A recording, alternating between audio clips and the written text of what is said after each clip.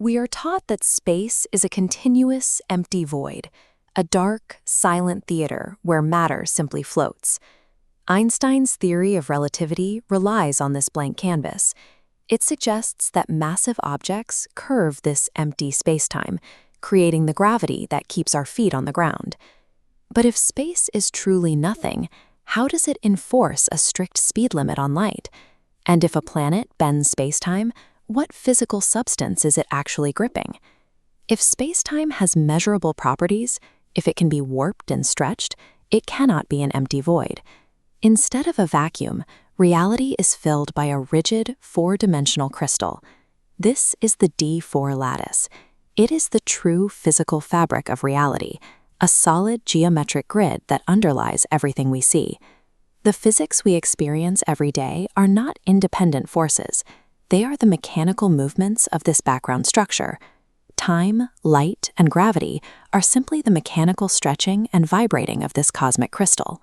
To see how it works, we have to zoom down past atoms to the Planck length, the smallest possible scale allowed by mathematics. Here we find the lattice's fundamental building block, the 24 cell.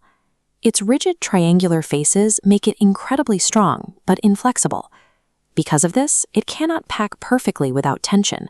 It experiences geometric frustration, physically forcing it to stretch along one axis. This stretch exists in 4 dimensions. As we move through this static crystal, our progression is like a needle on a record. Each new layer we crossed creates a physical, rhythmic pulsation. This is the origin of time. The ticking clock is just the pace of our movement across the lattice's grain. Light is what happens when energy ripples across this tense structure. It isn't a free particle flying through a void. It's a wave traveling through a solid, vibrating medium. This means the speed of light is strictly determined by the mechanical tension of the crystal's edges and the mass of its nodes. Light's universal speed limit is just the acoustic limit of the lattice. It is the physical maximum for how fast this cosmic crystal can vibrate. Now, let's reverse our perspective, zooming out from the quantum level to the scale of planets and stars. When a mass exists inside the crystal, it pulls surrounding nodes closer together, increasing local density. This density changes how waves move. Gravity is a refractive index. The compressed crystal bends the path of anything entering it. Einstein's perved spacetime is structurally just this density variation in the crystal's geometry. Objects fall not because of a magical pull, but because the dense geometry physically bends their path downward. The speed of light and the pull of gravity are the same geometric mechanism. Both phenomena are derived entirely from the elastic strain of a single, unified structure. The fundamental laws of nature are just the rules of mechanical elasticity.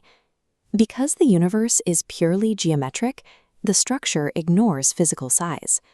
Like a set of nested Russian dolls, the 24-cell pattern scales fractally upward. Mathematically, the distance between the smallest Planck unit and the entire observable universe is exactly 44 jumps. This universal fractal repeats perfectly across these 44 levels, from the quantum vacuum to the dark matter halos of galaxies. At level 44, the very edge of the observable universe, we find the same geometry. This entire cosmic expanse operates on the exact same 4D crystal vibration that governs the subatomic world. We live inside a single, timeless crystal. Every physical event, from a human breath to a planetary orbit, is just the resonance of its geometry.